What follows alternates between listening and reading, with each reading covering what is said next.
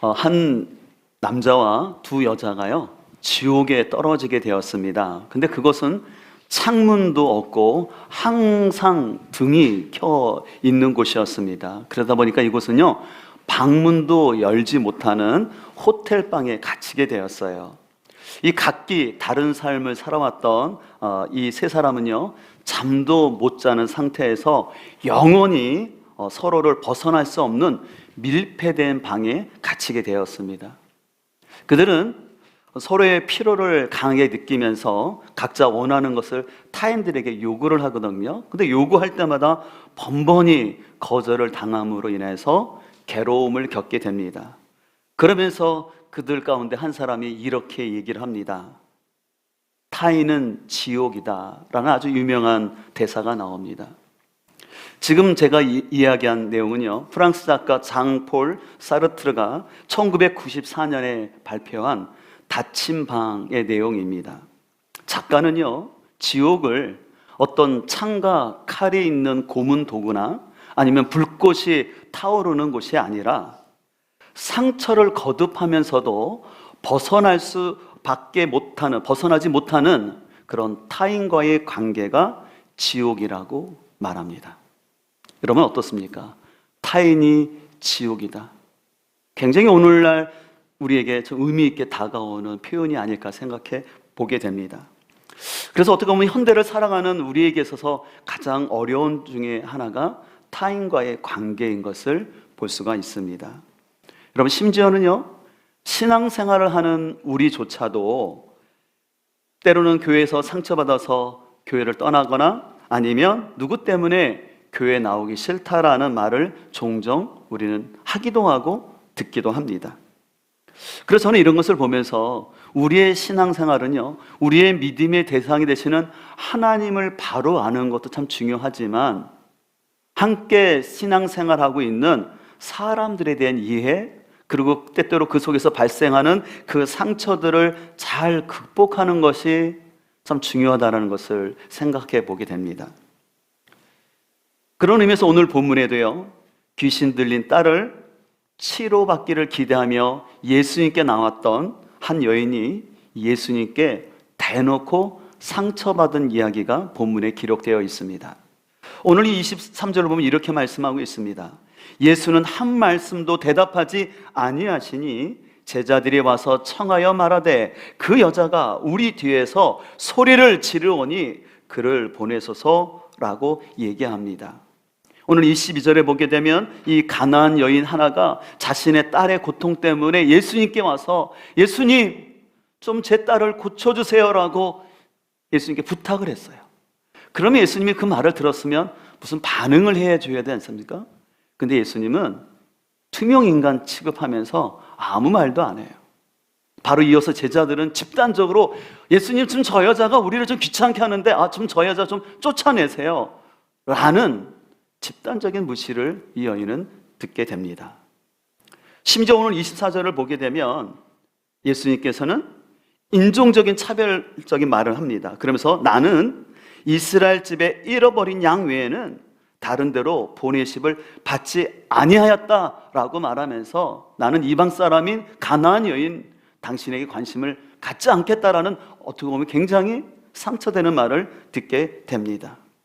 그래서 만약에 여러분들 오늘 본문의 사건을 오늘날 우리가 있는 신문의 일면 기사로 나온다면 아마 이렇게 나오지 않을까 싶어요. 어떤 제목이냐면 예수의 두 얼굴, 예수의 혐오적인 막말, 여인에게 씻을 수 없는 상처를 주다가 제목이 아닐까 싶습니다. 또 부제로는 예수의 제자들 집단적 여성 비하라는 제목으로 신문의 일면에 나오지 않을까 생각을 해보게 됩니다.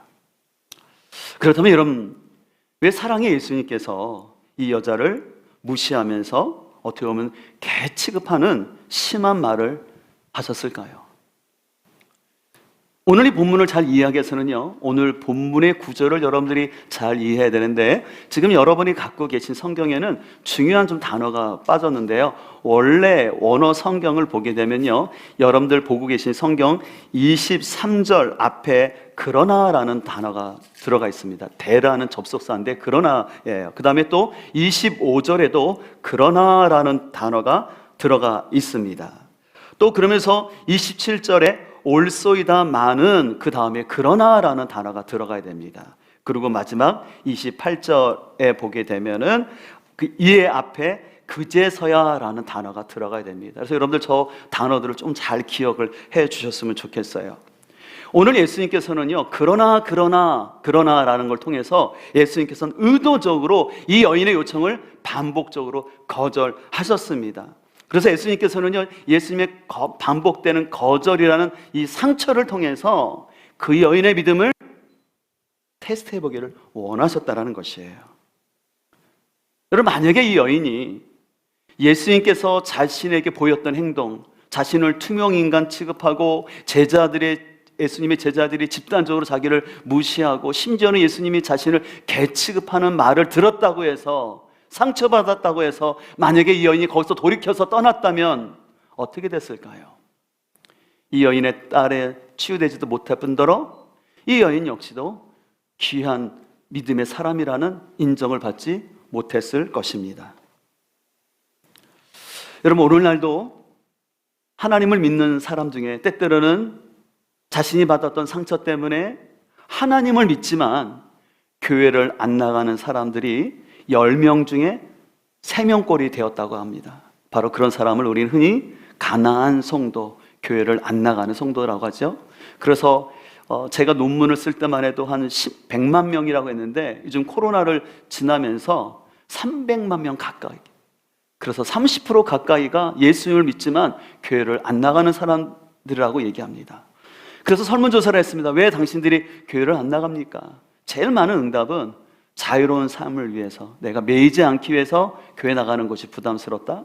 그 다음에 나온 대답은 뭐냐면 교회 다니는 사람들이 싫어서, 나는 교회 다니는 사람에게 상처받아서 교회 나가기 싫다라고 대답을 했다고 합니다. 저는 어려서부터 저도 교회를 다녔고, 그리고 평신도로서 교회를 섬겨봤고, 또 부교육자 생활을 많이 했기 때문에 사람들이 말하는 이것이 무엇인지 저도 충분히 공감을 하고 있습니다.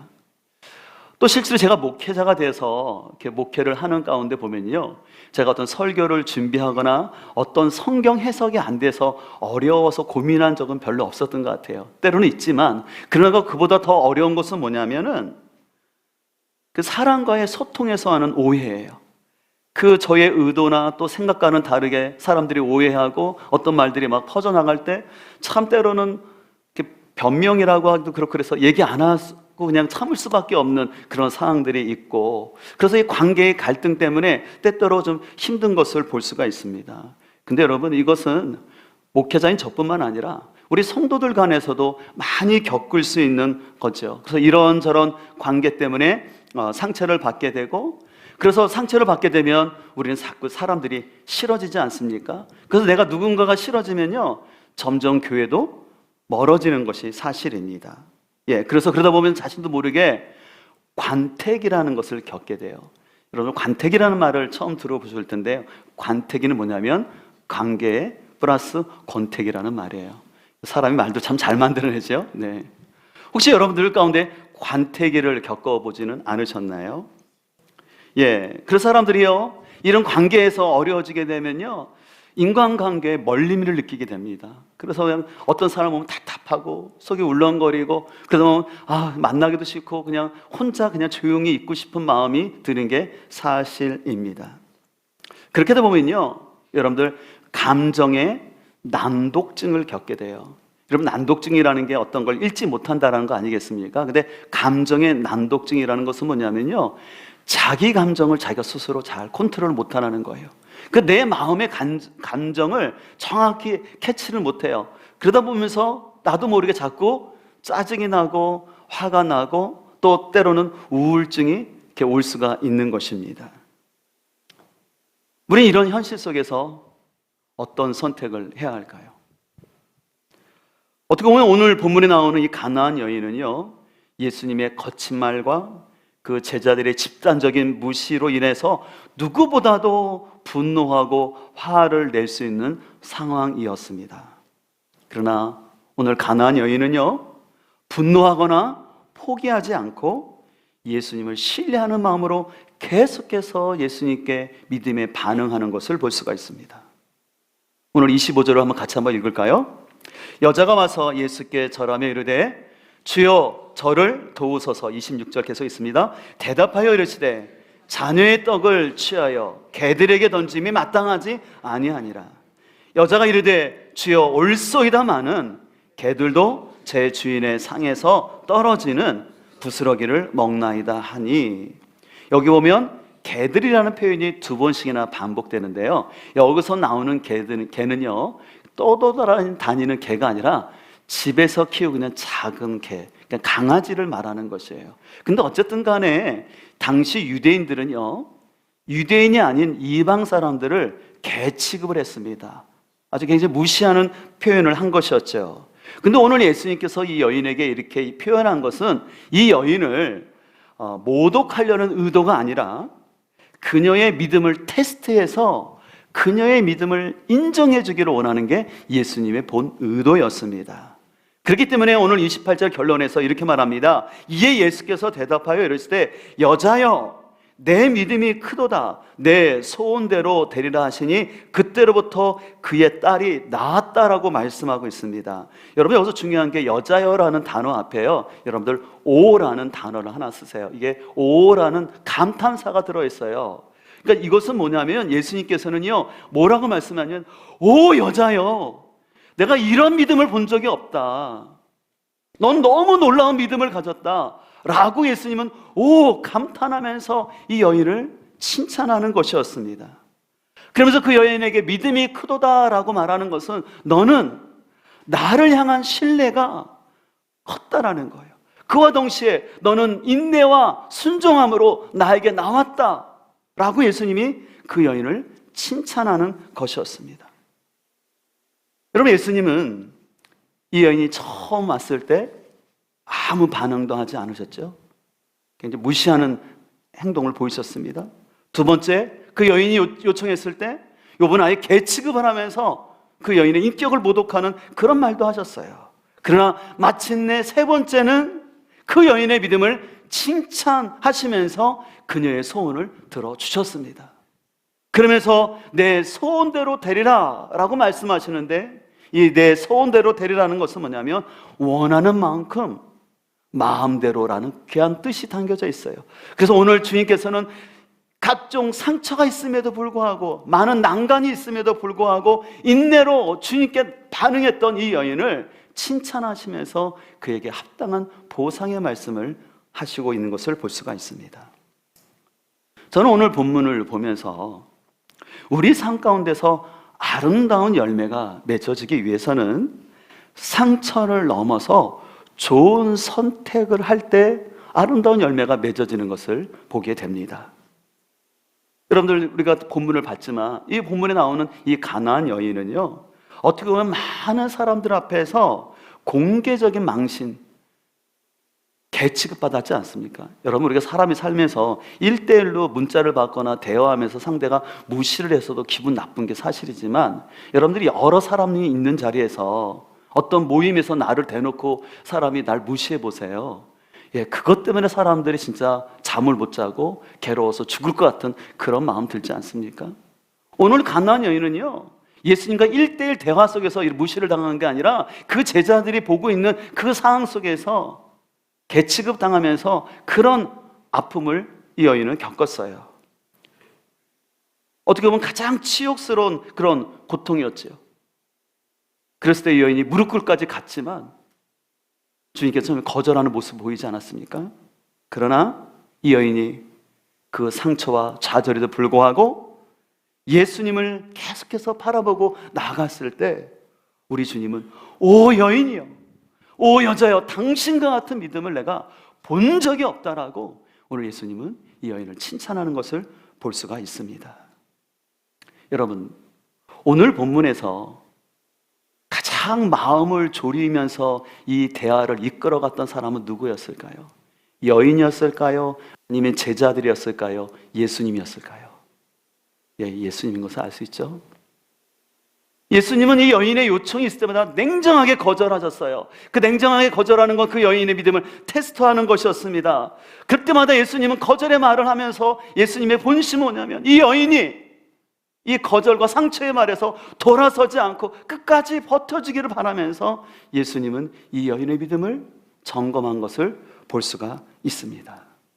그렇기 때문에 이 여인이 끝까지 주님을 향한 신뢰의 믿음을 보였을 때 그 누구보다도 너의 믿음이 크다라고 칭찬하는 것을 볼 수가 있습니다.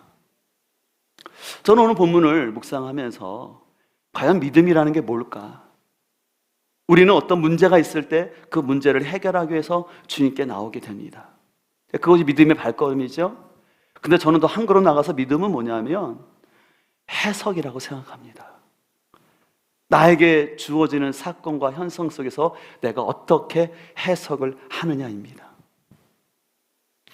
그래서 우리는 잘 해석을 하는 게 필요한 거예요. 그럴 때는 내 뜻대로 안 될지라도 하나님의 뜻은 다른 데 있나 보다 라고 해석을 하는 것입니다. 또 어떤 사람과의 상처와 시련이 있을 때 하나님께서는 알지 못하겠지만 이 사건을 통해서 나를 성장시키려는 하나님의 계획이 있는 게 아닐까? 또 어떤 교회에서 일이 이뤄졌는데 그게 내가 이해할 수 없는 일들이 발생했어요. 그랬을 때 교회에서 왜 이런 일을 하지?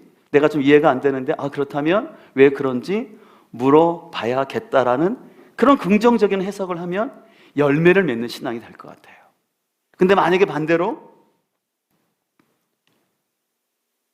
내 뜻대로 모든 일이 진행되지 않을 때 하나님은 살아계시지 않은 것처럼 느껴지고, 또 어떤 사람들이 나의 마음처럼 안 해줄 때 난 그 사람이 너무 싫어서 그 사람 때문에 주님을 떠날 수도 있다면 그것은 지혜로운 선택이 아니라는 것이죠. 특별히 우리 삶 가운데서 열매를 맺지 못하는 선택이 있는데요, 그것은 뭐냐면 자신의 삶을 타인의 말이나 어떤 시선 속에 자기를 가두면서 자기 동굴 속에서 살아가는 것은 열매를 맺지 못한다라는 것이에요. 우리는 참 이것을 잘 생각해야 합니다. 내 삶을 하나님의 인도함 가운데 내가 주체적으로 살아야 되는데 어떤 사람이 했던 말 때문에, 어떤 사람의 표정 때문에 내 삶을 거기에 가두며 산다라는 것은 그것은 하나님께서 기뻐하지 않고 오히려 사단이 좋아하는 방법이라는 것입니다. 그렇기 때문에 우리는 바른 분별과 선택의 중요한 것을 볼 수가 있어요. 여러분 아시는 것처럼 인류 역사는 BC와 AD로 나누는 거 아시죠? 예수님의 탄생 기점으로 해서 Before Christ, 그 다음에 예수님이 오신 것을 기점으로 해서 아노 도미니, 그 주님의 해라고 이렇게 역사를 구분하지 않습니까? 저는 이런 역사를 구분하는 것처럼 개인의 삶에서도요, 개인의 행복과 불행을 나누는 것이 있다고 생각해 봤어요. 그것은 뭐냐면 제가 오늘 설교를 시작하면서 그 닫힌 방 이야기를 했는데 이 닫힌 방의 저자인 장폴 샤르트르는 이런 말을 했어요. 인생은 B와 D 사이에 C다라고 얘기했어요. 이 B는 바로 birth죠. 탄생하는 거죠. 그 다음에 death, 사람은 죽어요. 탄생과 죽음 사이에 뭐가 중요하다는 겁니까? choice. 내가 어떤 선택을 하느냐에 따라서 내 삶에 풍성하고 아름다운 열매를 맺을 수도 있고 반대의 경우가 될 수 있다는 것입니다. 그래서 저는 이것을 보면서 근데 바른 선택을 하기 위해서는 무엇보다 중요한 것은 믿음의 생각, 바른 생각이 참 중요하다는 것을 알게 됩니다. 그래서 저는 개인적으로 좀 상담을 공부하면서 이렇게 프로이드 계열의 정신분석학을 참 좋아하기도 했는데, 근데 저는 그것보다 과거에 치중한 상담 기법보다는요, 인지 행동을 바꾸는 쪽에 더 재미가 있었고 저는 그것이 더 성경적이라고 생각을 했어요. 왜냐하면 여러분 과거라는 거 내가 선택할 수 없는 거잖아요. 자꾸 지나간 과거에 매여서 부모님 때문에 그렇다 자꾸 그렇게 과거에 매이는 것보다는 지금 현재 가운데 내 생각 속에 잘못된 인지가 무엇인지, 그래서 어떤 A라는 사건이 있었어요. 그래서 그로 인해서 어떤 내가 행동과 선택 결과를 맺는데 중요한 것은 그 B라는 나의 신념이라는 거예요. 내 가치관이라는 거예요. 내가 어떤 믿음과 가치관을 갖고 있느냐에 따라서 내 삶의 방향의 키가 달라진다라는 것입니다. 그래서 오늘 본문에 나오는 여인은 어떻습니까? 그에게 다가온 사건은 굉장히 그 여인을 무시하고 그 여인에게 쓸 수 없는 상처의 말들이 계속 있었어요. 근데 오늘 이 여인이 보여주는 가치관이 있었죠. 끝까지 예수님을 신뢰하며 믿음으로 나오는 그 생각을 갖고 있었다라는 것이죠. 그래서 이것을 보면서 우리 삶 가운데도 우리가 신앙생활하면서도 우리의 생각을 잘 봐야 될 것 같아요. 그래서 먼저는 내 안에 비합리적인 생각은 없는가를 우리가 점검을 해야 합니다. 더 나아가서 여러분 신앙생활 가운데도 마찬가지인 것 같아요. 우리가 신앙생활 가운데서 조심해야 될 비합리적인 생각들 중에 이런 것들이 있어요. 뭐냐면 교회는 아무 문제도 없어야 돼. 근데 여러분 잘 기억하십시오. 이거는 비합리적인 생각이라는 거예요. 제가 늘 강조하지만 교회는 의인이라 칭함받는 죄인들의 모임이기 때문에요. 당연히 교회 안에는 여러 문제가 있을 수밖에 없어요. 여러분들 바울 서신 13권이 기록됐는데 여러분들 바울 서신 13권이 그냥 기록된 게 아니에요. 각각의 교회에 문제가 있기 때문에 그 문제를 구체적으로 해결하기 위해서 서신들이 필요했던 것을 보게 돼요. 여러분들 구약의 선지서들 보세요. 하나님께서는 구약 이스라엘 백성들의 죄를 말씀하실 때요, 그냥 뭉뚱그려서 이런 죄라고 말하지 않았어요. 구체적으로 어느 왕 때 너희가 어떻게 우상을 숭배했는지, 누가 무슨 죄를 졌는지 하나님은 꼭 집어서 그 회개하라고 얘기하셨어요. 여러분들, 그래서 이스라엘 공동체에도요, 신약 교회도요, 문제는 가득했다라는 것을 알아야 돼요. 근데 혹시라도 우리 안에 내가 이제 교회를 나왔기 때문에 교회는 세상과 달라서 아무 문제가 없어야 돼 라는 생각이 많으면 많을수록 더 상처받고 실망할 수 있다는 것이에요. 또 우리 안에 신앙생활 가운데 조심해야 될 비합리적인 것은 뭐냐면 교인들은 다 착하고 모범적이어야 돼. 당연히 말씀 맞습니다. 우리가 믿는 사람으로서 더 바르고 선해야 됩니다. 그러나 여러분들, 교인들에게 도덕적인 어떤 성인을 기대하면 절대 안 됩니다.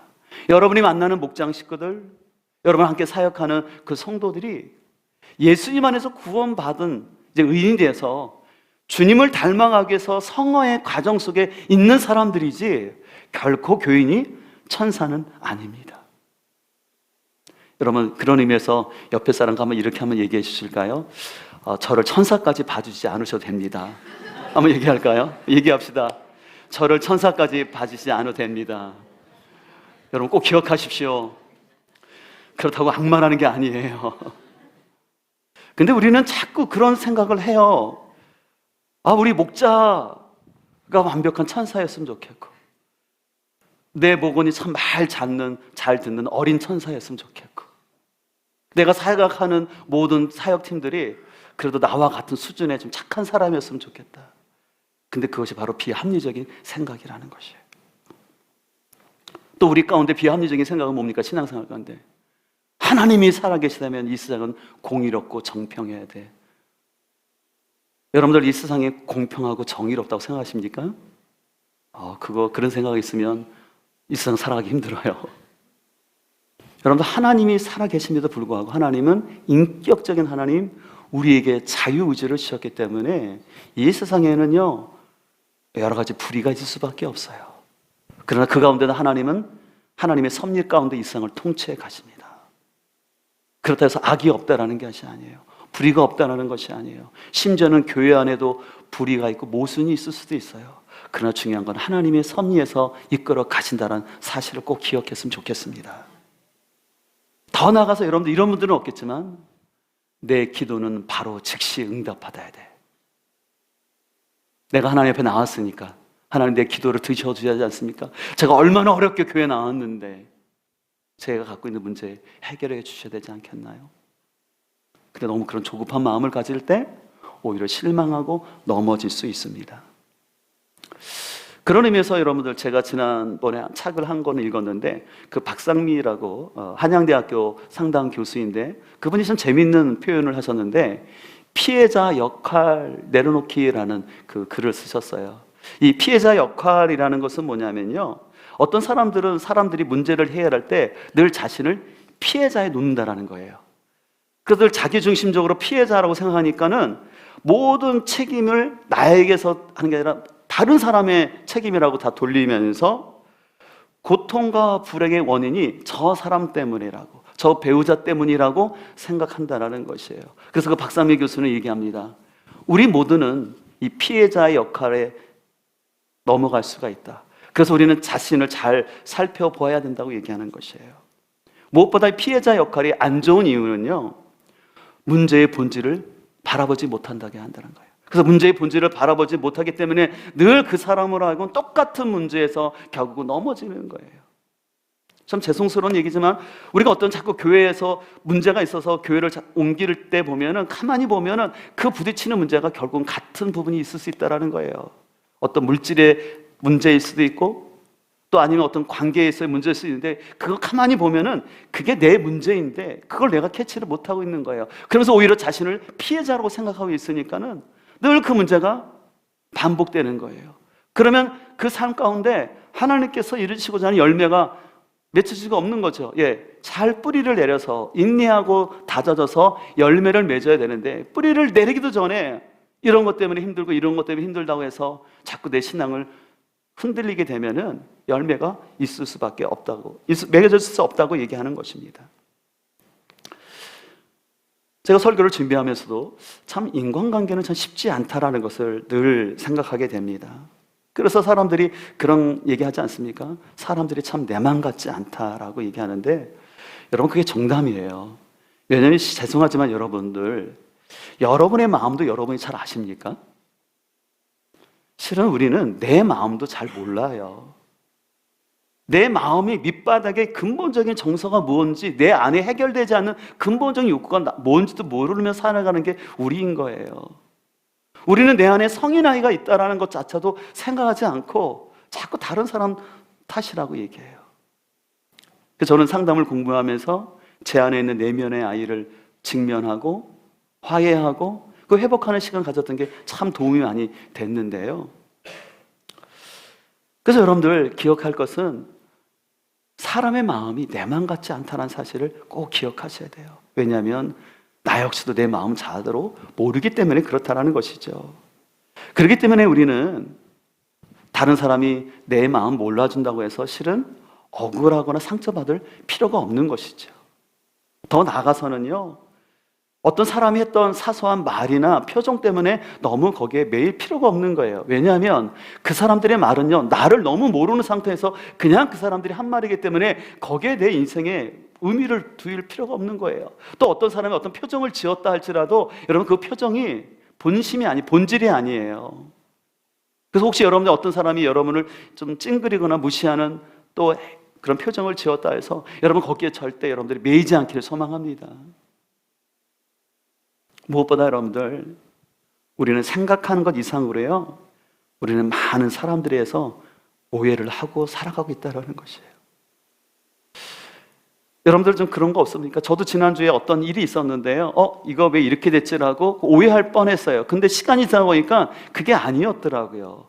여러분 살다 보면 내가 저 사람이 어떤 거라고 내가 단정지어서 생각하거나 이거 이렇게 됐지라고 의심이 들 때가 있지 않습니까? 근데 시간이 지나가 보면은 내가 오해했구나라는 거 느끼지 않나요?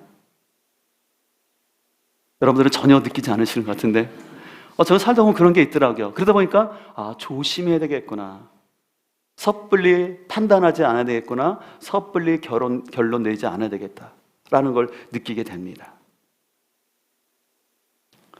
그런 의미에서 여러분들, 우리 상황 가운데 사람 관계 속에서 나타나는 사람들의 거절이나 무시 가운데 그 사람들이 여러분들을 무시한다고 해서 절대 거기에 너무 움츠러들지 않으셨으면 좋겠어요.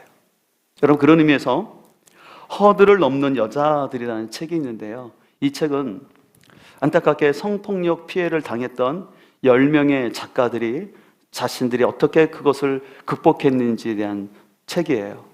근데 이 책에서 아주 중요한 내용들을 다음과 같이 말하고 있었어요. 그것은 뭐냐면, 첫 번째는 뭐냐면, 삶에서 우연히 일어난 사건에 매몰되어 살지 않겠다라는 의지가 이 여인들로 하여금 그 성폭행의 아픔에서 벗어날 수 있었다라는 거예요. 우연히 일어난 그 삶의 사건 때문에 매몰되지 않겠다는 거예요. 두 번째는 뭐냐면, 자신이 잘못이 아닌 일이 자신을 규정하지 않도록 놔두지 않겠다라고. 자신이 잘못한 것 아닌데 그 사건이 나를 어떤 사람으로 규정하지 않도록 놔두지 않았다라는 것이에요. 저는 세 번째가 특별히 마음에 들어왔어요. 스스로에게 치유를 재촉하지 않고 결국은 천천히 이루어지라는 믿음을 가졌다라는 것이에요. 너무 재촉하면서 안단하지 아니하고 이거 난 해결할 수 있을 거야 라는 신뢰의 마음이 있었다라는 것입니다. 저는 이 책을 보면서 일반 서적이지만 참 신앙적으로 많은 통찰을 주는 내용이라고 생각했습니다. 오늘 본문에 나오는 이 가나안 여인은 어떻습니까? 이 가나안 여인이라는 것은 당시 이스라엘 민족 입장에서는 굉장히 이방인, 멸시하는 대상이었어요. 또 여성이라는 어떤 차별을 당하는 입장이 있었습니다. 특별히 그 딸이 다른 것도 아니고 귀신 들렸어요. 여러분, 그냥 아픈 정도가 아니라 귀신 들린 딸이면 어떻게 했어요? 갑자기 있다가 이상한 행동하고 말을 하면 그 많은 사람들 앞에서 얼마나 부끄럽고 황당하고 힘들었겠어요. 그래서 이 여인은 자신이 겪고 있는 이 삼중고로의 아픔을 가지고 예수님께 왔을 때 아까 말한 것처럼 예수님은 이 여인을 처음에는 투명인간 취급하고 또 제자들은 집단적으로 무식하고 무시했지 않습니까? 어떻게 보면 가슴에 한이 맺힐 만한 그런 말들을 들었지만 이 여인은 그런 장벽에 멈추지 아니하고 그 장벽을 넘어서 끝까지 예수님께 나왔을 때 우리 주님께서 그 여인의 문제를 해결해 준 줄 믿습니다. 그러면서 우리도 살다 보면요, 우리가 선택할 수 없었던 내 삶의 조건 때문에 상처를 받기도 하고 또 뜻하지 않았던 어떤 사건들로 인해서 우리 마음이 힘들어지고 아픔을 겪을 수가 있습니다. 그러나 이때 우리가 선택해야 될 단어가 있는데 그것은 바로 오늘 본문에 감추어져 있던 그러나입니다. 저는 여러분의 삶 가운데 어떤 문제가 발생했을 때 한 번씩 그러나를 여러분 좀 생각해 봤으면 좋겠어요. 여러분, 그런 의미에서 제가 어떤 문장을 말할 텐데 그 끝난 다음에 여러분들이 그러나라고 한번 대답을 해보시면 좋을 것 같습니다. 생각하지 못했던 상처를 받았을지라도, 믿었던 사람의 배신을 받았을지라도, 기대했던 목회자에게 실망을 했을지라도, 심지어 하나님의 응답이 없을지라도, 그러나 믿음으로 나가면 그제서야 주님께서 역사할 줄 믿습니다. 근데 그러나가 한 번으로 끝난 게 아니었어요. 내 삶 가운데, 여러분의 삶 가운데 그러나가 때로는 반복될 수 있습니다. 그럼에도 불구하고 그러나를 여러분들 잘 해석하고 인내해 나가면 그제서야 주님께서 오 여인이여, 당신 같은 여인을 보지 못했다라고 주님께서 인정해 주시는 여러분의 삶이 되기를 간절히 소망합니다.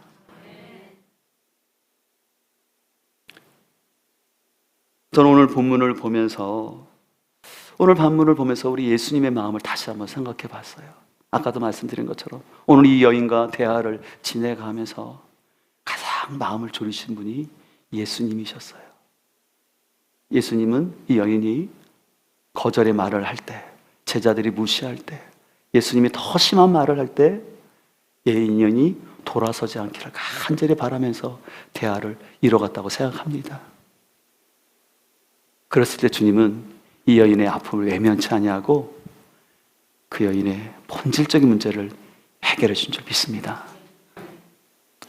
사랑하는 성도 여러분, 우리는 상처받지 않기를 원하지만 여러분들, 상처 없는 인생은 없습니다. 그러나 여러분들, 내가 상처에 머물러 있으면 한이 되지만 그 상처라는 허들을 넘으면 간증이 될 줄 믿습니다. 소망하는 것은 우리 삶의 아픈 상처들을 넘어서 여러분 삶 가운데 주님과의 진실한 만남이 이루어지길 소망합니다. 특별히 이 자리에 우리 귀한 새 가족들이 오셨는데 여러분들이 주님을 만나기 전까지 어떻게 보면 사단은 여러분들이 주님 만나는 걸 싫어해서 이런저런 허들과 장애물을 놔둘 수 있어요. 간절히 소망하는 것은 여러분들이 그 허들 앞에서 머물러지지 마시고 넘어지지 마시고, 아니요, 넘어졌더라도 다시 일어나서 주님께 나올 수 있기를 소망합니다. 주님이 여러분을 기다리고 계십니다. 그리고 가장 좋을 때 하나님은 응답해 주십니다. 그래서 오늘 이 여인이 주여 저를 도와주소서라고 고백했던 것처럼 이 마음을 가지고 우리가 주님 앞에 계속해서 설 수 있기를 간절히 소망합니다.